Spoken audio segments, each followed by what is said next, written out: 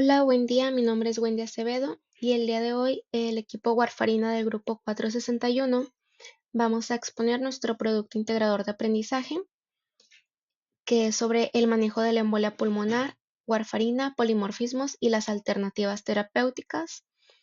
Y como parte del equipo lo conforma Camila, Christopher, Melissa Denise, Melissa y Luis Eduardo y su servidora Wendy Acevedo. Hola, mi nombre es Camila Álvarez Ávila y para entender un poco mejor la enfermedad es necesario saber qué es la embolia pulmonar. Este es un padecimiento clínico en el que ocurre una obstrucción súbita en la arteria de un vaso sanguíneo al interior del pulmón. Esto es causado debido a un desplazamiento de un coágulo sanguíneo originado en la pelvis o extremidades inferiores, el cual viaja a través del torrente sanguíneo hasta llegar al corazón y posteriormente a los pulmones. Para comprender mejor la fisiopatología de la enfermedad, es necesario entender en dónde se forman estos coágulos. Estos coágulos o émbolos se forman en las extremidades inferiores, más específicamente en sus arterias o venas, las cuales están conectadas a los pulmones a través del torrente sanguíneo. Una vez formado el émbolo, viaja a través del torrente sanguíneo hasta llegar al corazón y posteriormente llega a los pulmones. Una vez en los pulmones, genera una obstrucción del flujo sanguíneo, lo cual termina causando una embolia. Esta embolia en la arteria pulmonar se extiende hacia ambos pulmones. La incidencia a nivel mundial de esta enfermedad se concentra principalmente en países europeos con un 40%, en países de Norteamérica como Estados Unidos en un 31%, países orientales en un 10%, en países asiáticos en un 2.4% y en países africanos con un 1.6%. En México, anualmente ocurren entre 400.000 y 500.000 casos de defunción a causa de la embolia pulmonar. Los estados con una mayor incidencia son Aguascalientes, Baja California Norte y Sur, Campeche, Coahuila, Colima y Chiapas. Algunos factores de riesgo que pueden hacer que las personas sean más susceptibles hacia esta enfermedad son padecimientos previos como algunos tipos de cáncer, traumatismo, cirugías previas en extremidades inferiores, la toma de anticonceptivos o fármacos con hormonas y algunas enfermedades autoinmunes. Parte de su sintomatología Algunos de sus síntomas más comunes son la falta de aire repentina, un dolor agudo en el pecho al respirar de manera profunda, una disminución en la frecuencia cardíaca y por ende desmayos. Algunos síntomas atípicos que se presentan son tos con expulsión de sangre o mucosidad, un silbido en el pecho y un dolor abdominal anormal, así como convulsiones. Parte de la importancia de un tratamiento temprano tiene como objetivo detener el crecimiento del coágulo ya formado, favorecer su disolución de forma natural y prevenir futuros episodios tromboembólicos, por lo que el uso de fármacos anticoagulantes como la warfarina tiene efectos positivos como línea principal de tratamiento. En casos más graves pueden usarse otras terapias como la trombólisis y la trombolectomía. Hola, mi nombre es Wendy Acevedo y en estas diapositivas voy a presentar el tratamiento actual de la embolia pulmonar. Y el objetivo de este tratamiento pues es primeramente detener el crecimiento del coágulo y que se permita al cuerpo que lo puede ir disolviendo de manera natural. También pues es muy importante prevenir nuevos episodios tromboembolíticos porque el segundo evento puede ser más grave que el primero. Para esto se emplean estrategias terapéuticas. La primera es la anticoagulación, que es la principal línea con la que se maneja. La segunda es la trombólisis, que se reserva para los casos que son más graves. Y en situaciones especiales y muy puntuales se hace una intervención quirúrgica. Y pues la anticoagulación es la base del manejo y pues más adelante se va a explicar cómo se usa la warfarina dentro de este esquema. Y el primer tratamiento del que vamos a hablar es la warfarina. Y para empezar, ¿qué es la warfarina? Bueno, es un anticoagulante oral que es el más usado en el tratamiento a largo plazo de la enfermedad de la embolia pulmonar. Y cómo funciona es bloqueando la vitamina K, que es esencial para activar los factores de la coagulación. Es muy importante mencionar que no actúa de manera inmediata, por eso siempre se va a iniciar junto con heparina durante los primeros 5 a 7 días, hasta que el INR alcanza un rango terapéutico que generalmente es de 2 a 3. La warfarina también tiene ventajas como su bajo costo, su eficacia y que su efecto se puede revertir fácilmente con la vitamina K. Sin embargo, también tiene algunas limitaciones, como puede ser un monitoreo frecuente y que tiene muchas interacciones con medicamentos y alimentos. El segundo tratamiento son las heparinas. Está la heparina no fraccionada y las heparinas de bajo peso molecular. Es importante resaltar que las heparinas son anticoagulantes que se usan al inicio del tratamiento. La primera, que es la no fraccionada, se administra por vía intravenosa y permite ajustar las dosis de manera muy precisa, por lo cual se recomienda y es ideal para pacientes que están graves.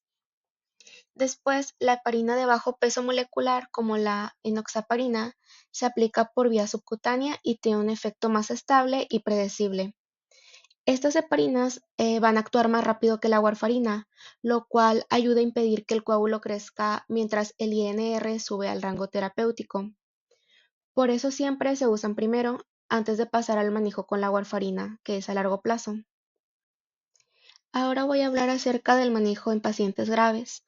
Cuando el paciente presenta una embolia pulmonar grave con inestabilidad hemodinámica o un riesgo que es vital, se requiere un manejo mucho más rápido y agresivo. Una opción es la tromboembolisis sistémica, que utiliza medicamentos frinolíticos como la alteplasa para disolver de manera más rápida el coágulo. El problema es que se tiene un riesgo alto de hemorragia, por lo que solo se va a utilizar en situaciones que sean críticas. Otra opción es la trombectomía pulmonar. Esta es una cirugía donde se va a extraer directamente el coágulo, generalmente cuando la trombólisis no funciona o está contraindicada. Y por último es el filtro de vena cava.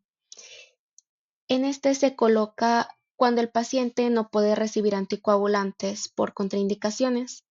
Este filtro lo que va a hacer es evitar que los nuevos coágulos lleguen a los pulmones y es útil especialmente cuando los pacientes tienen una contraindicación que es absoluta a los anticoagulantes. Para concluir con los tratamientos, ¿dónde entra la warfarina? La warfarina sigue siendo el anticoagulante principal que se va a utilizar para el manejo a largo plazo de la embolia pulmonar, pero se utiliza una vez que el paciente ha sido estabilizado con heparina y se mantiene por varios meses o incluso indefinidamente. Esto va a depender del riesgo que presente el paciente. Es un fármaco eficaz y es accesible al bolsillo del paciente, pero requiere monitoreo cuidadoso del INR para evitar que haya sangrados. También es importante resaltar que en ciertos casos, como en pacientes con válvulas mecánicas, sigue siendo la única opción que es recomendada. Por eso, aunque hoy en día existen diferentes alternativas que son más modernas, la warfarina continúa teniendo un papel fundamental en el manejo de la embolia pulmonar. Buenos días, mi nombre es Melissa Cárdenas Moreno y les vengo a hablar sobre la farmacodinámica de la warfarina, que es el mecanismo de acción de la warfarina es de antagonista contra la vitamina K, ya que el efecto de anticoagulación que tiene este fármaco proviene de la inhibición del complejo vitamina K epóxido reductasa, que regenera la forma reducida de la vitamina K necesaria por la activación por gamma carboxilación de los factores de coagulación dependientes de vitamina K, que son los factores 2, 7, 9 y 10, mediante la gamma glutamil carboxilasa. Se reduce la disponibilidad de la vitamina K reducida, lo que crea la anticoagulación que genera la warfarina. El tratamiento con warfarina suele durar de 3 a 6 meses, aunque en pacientes con factores de riesgo pudiese ser de duración indefinida, y siempre debe iniciarse el tratamiento con warfarina primero con heparina. La warfarina se administra como una mezcla racémica de enantiómeros R y S. Una mezcla racémica es una mezcla que contiene cantidades iguales, es decir, 50%, de dos compuestos químicos que son imágenes especulares, es decir, que tienen la misma fórmula molecular y estructura, pero como si se vieran en un espejo. Entonces, sus efectos sobre la luz polarizada se cancelan mutuamente y da resultado una mezcla que no tiene actividad óptica. Asimismo, las mezclas racémicas son importantes en la industria farmacéutica porque uno es responsable, un enantiómero es responsable de la actividad terapéutica y el otro pues no. En este caso, el enantiómero S es de 3 a 5 veces mayor potencia como anticoagulante, que es el enantiómero es R. Entonces, el S suele ser el principal determinante del efecto anticoagulante que tiene la warfarina, mientras que el R es metabolizado por otras enzimas del citocromo. En este caso, como se puede ver aquí, las enzimas del citocromo de S-warfarina son el citocromo P2C9, citocromo P3A4, P2C8, P2C18 y P2C19. En cuanto al R, warfarina, están las isoenzimas del citocromo P450, que son el P1A2, P3A4 y P2C19. Entonces aquí tenemos una tabla que engloba los genes, enzimas, su función y dónde está su participación. El citocromo P2C9 su función es catalizar la hidroxilación de la S-warfarina en 7-hidroxiwarfarina y su participación es el metabolismo fase 1. El VKORC1 tiene función regenerar vitamina K reducida para activar los factores de coagulación y su participación es en la diana terapéutica. El citocromo P4F2 tiene función oxidar la vitamina K a hidroxivitamina K para regular su nivel hepático y su participación es en la vía de disponibilidad de la vitamina K. Luego está el GGCX, que su función es catalizar la carboxilación gamma dependiente de vitamina K de los factores de coagulación y su participación es en la vía posttraduccional. Luego también está el citocromo P1A2 y P3A4 que participan en la hidroxilación de R-warfarina en 6, 8 y 10 hidroxiwarfarina y su participación es en el metabolismo fase 1. Y también está el ABCB1 glicoproteína P, que su función es transportar fármacos que pueden modular biodisponibilidad intestinal de la warfarina. Y su participación es en el transporte y absorción. En cuanto a la farmacocinética de la warfarina, podemos decir que su absorción es rápida y casi siempre completamente por la vía oral.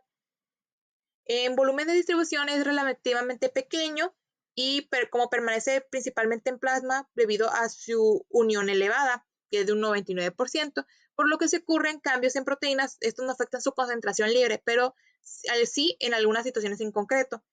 Y tiene una vida media de entre 20 y 60 horas aproximadamente, en las cuales este fármaco es viable.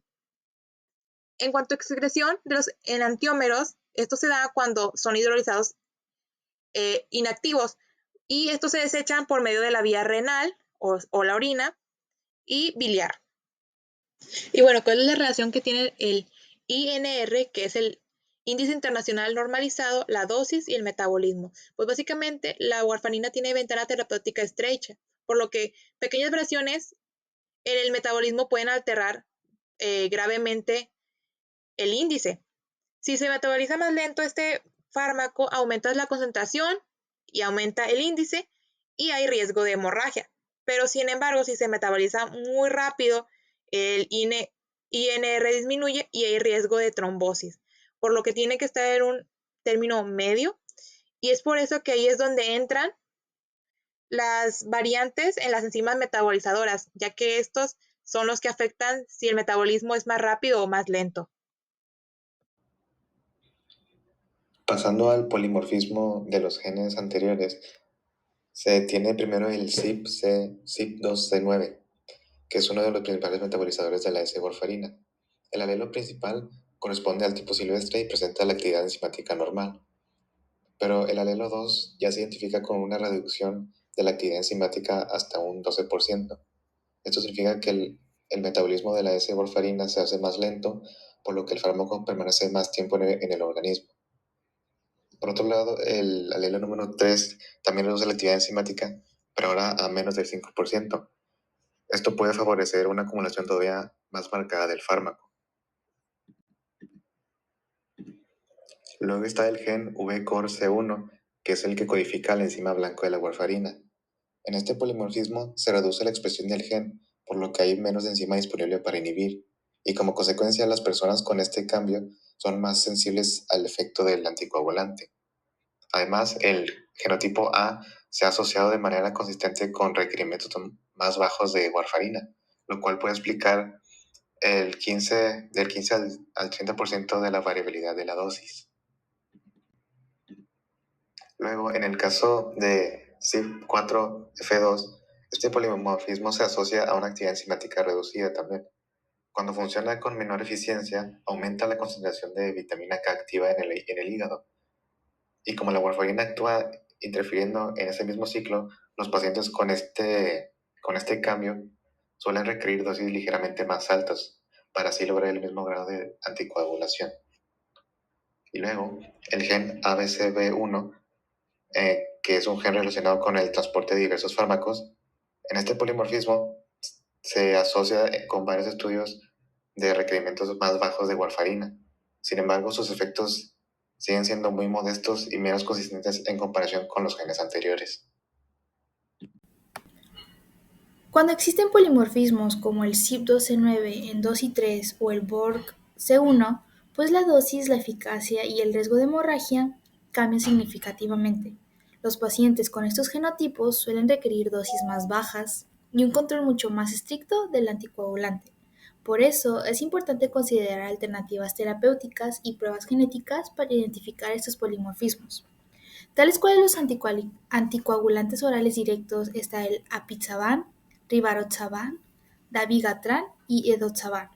Estos representan una alternativa segura y estable.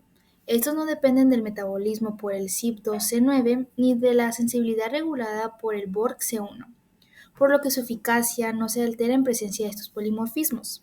Los DOACs han demostrado menor riesgo de hemorragia intracraneal y una farmacocinética más predecible que la warfarina. Sin embargo, no pueden usarse en todos los casos, por ejemplo, en pacientes con válvulas mecánicas o síndrome antifosfolípido de alto riesgo. Cuando no es posible usar los DOACs, la warfarina todavía no es la opción, pero la clave es ajustar la dosis según el genotipo. Si se administra una dosis estándar a un paciente con variantes del CYP2C9 o el BORC-C1, pues aumenta el riesgo de hemorragia por la acumulación del fármaco, pues las guías farmacogenómicas del CPIC permiten estimar una dosis inicial más segura usando el genotipo del paciente, y este enfoque personalizado disminuye complicaciones y mejoras del control del INR. Para identificar estos polimorfismos hay tres técnicas principales, tal como son la PCR, la qPCR y la NextGen SR.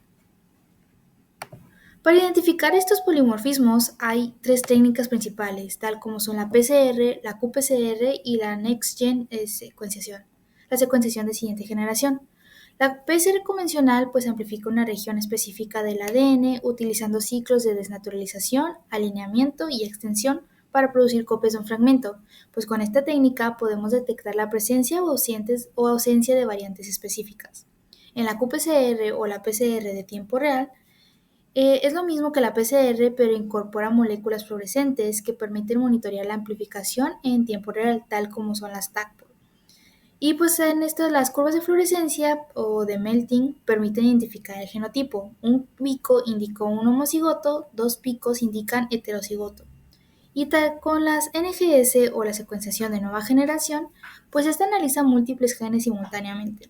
Primero se fragmenta el ADN, se amplifican regiones específicas y se forma una biblioteca de los fragmentos. Luego se secuencia por síntesis para leer base por base y detectar variantes genéticas. Esto permite reportar directamente genotipos tales como los CYP12-9 en el 1 o el 2, 1 o 3, o en el BORC1, GG, GA o AA. Para la interpretación de resultados en las PCRs y en la qPCR, pues muestran los ciclos de fluorescencia y los genotipos se identifican de la siguiente manera. Un homocigoto normal es una señal en un canal y el homocigoto variante en señal en otro canal. El heterocigoto pues son señales en ambos canales y en las curvas de melting pues un pico único indica un homocigoto y dos picos indican heterocigotos. Si hay variantes en el CYP12-9 o en el BORC-C1, pues se interpreta que el paciente requerirá dosis más bajas de la warfarina. En cuanto a la Next-Gen secuenciación, reporta directamente a los genotipos del CEP12C1, 1.1, 1.2, 1.3, 2 o 3, Y en el BRCA1 posee el polimorfismo en el 1639GA, como en guanina-guanina, guanina-adenina o adenina-adenina. Mientras más alelos lentos tenga el paciente, menos será el requerimiento de dosis de warfarina. Y los pacientes que presentan el CEP12911 y el BRCA1-GG, pues toleran una dosis estándar. En cuanto a los genotipos CEP12113 o el BORC-C1AA, pues indican alta sensibilidad y requieren una dosis reducida. Yo soy Christopher Manuel Blanco Siller y a continuación yo les vengo a hablar sobre el análisis farmacogenómico y los apartados que este abarca como tal. Para empezar tenemos la comparación entre warfarina con los nuevos anticoagulantes, también conocidos como DOACs, y estos en general se consideran más costo efectivos que la warfarina convencional, esto en pacientes con polimorfismos en los genes de CYP12-9 y también en el gen de BKORC1. Y pues estos tienen una mayor seguridad, sobre todo porque ayudan a prevenir lo que viene siendo las hemorragias internas, específicamente lo que son las hemorragias cerebrales. También eliminan el costo del monitoreo del INR, ya que estos DOACs, a diferencia de la warfarina estándar, pues no ocupan un monitoreo tan constante. Y pues por último, aunque su adquisición sí es cierto que es más costosa, lo compensan en gran medida con una gran reducción de complicaciones en el paciente y pues los costos de seguimiento también. Y pasando a los costos del monitoreo del INR versus los costos de los TOACs, pues tenemos que la warfarina sí requiere un monitoreo más constante de INR, lo cual pues le implica al paciente pues unas citas más frecuentes. También pues son más pruebas de laboratorio y pues al final de cuentas pues son costos adicionales de tiempo y de recursos. Y pues a comparación pues los TOACs no requieren un INR tan rutinario como el que sí lo ocupa la warfarina. Y pues esto nos ahorra en gran medida lo que viene siendo los costos del monitoreo. Y pues aunque sí son más caros por tableta, pues o sea, al final de cuentas resultan más costo efectivos en muchos pacientes, lo cual pues viene siendo. Y pasando con el impacto económico de ajustar las dosis por genotipo, tenemos algo que se llama warfarina guiada por genotipo. Esta como tal sí es más costosa, tiene un costo inicial más elevado porque te hacen una prueba genética, pero pues la verdad el precio sí está muy bien justificado, ya que gracias a eso pues se pueden evitar riesgos de desangrado y otros eventos adversos graves. También disminuye en gran medida las hospitalizaciones no deseadas y gastos complicacionales. Y pues por último también permite un inicio más seguro y pues ocupa menos tiempo para alcanzar un rango terapéutico. Y a su vez pues mejora lo que viene siendo la eficiencia del tratamiento. Y pues para esto se usan dos técnicas de laboratorio, la cual es la PCR o qPCR-TaqMan. Estas sí nos ofrecen lo que viene siendo un buen costo entre rapidez, sensibilidad y, y balance, ¿no? Pero pues sí suelen ser más caras que otras técnicas como tal. También se puede usar el NGS. Esta es muy buena opción, pero solamente cuando tenemos que analizar varios biomarcadores a la vez. Y continuando con algo muy relacionado, les voy a hablar sobre los beneficios económicos de evitar eventos adversos por sobredosis. Y pues esto aplica tanto para los TOACs como también para la warfarina por genotipo, ya que pues estos disminuyen en gran medida lo que viene siendo los eventos adversos como son las hemorragias internas y pues nos ayuda a evitar gastos innecesarios como las hospitalizaciones, las cuales son pues bastante costosas. También se disminuyen los riesgos de tratamientos y emergencias y pues como tal se mejora la relación costo-beneficio global del tratamiento anticoagulante. Y en el caso de la warfarina, pues es esencial ajustar la dosis con pruebas genéticas, ya que nos ayuda a prevenir lo que viene siendo la sobredosificación en pacientes que tienen estos genes de riesgo, estos polimorfismos de riesgo. y pues así reducimos lo que viene siendo los costos de complicaciones.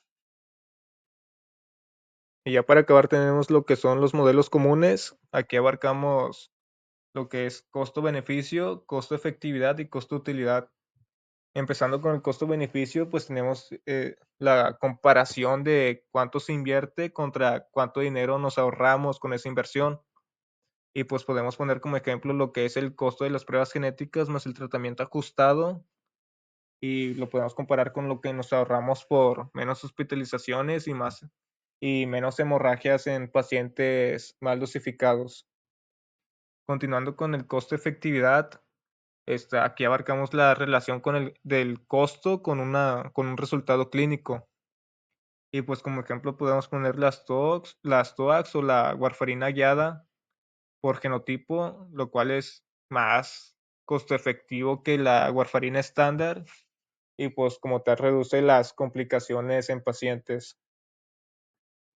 Y por último tenemos el costo-utilidad, y aquí medimos lo que es la función de la calidad de vida del paciente. Por ejemplo, podemos medir la calidad de vida de un paciente que solo usa warfarina convencional frente a uno que usa estos anticoagulantes nuevos o también warfarina ajustada por genotipo.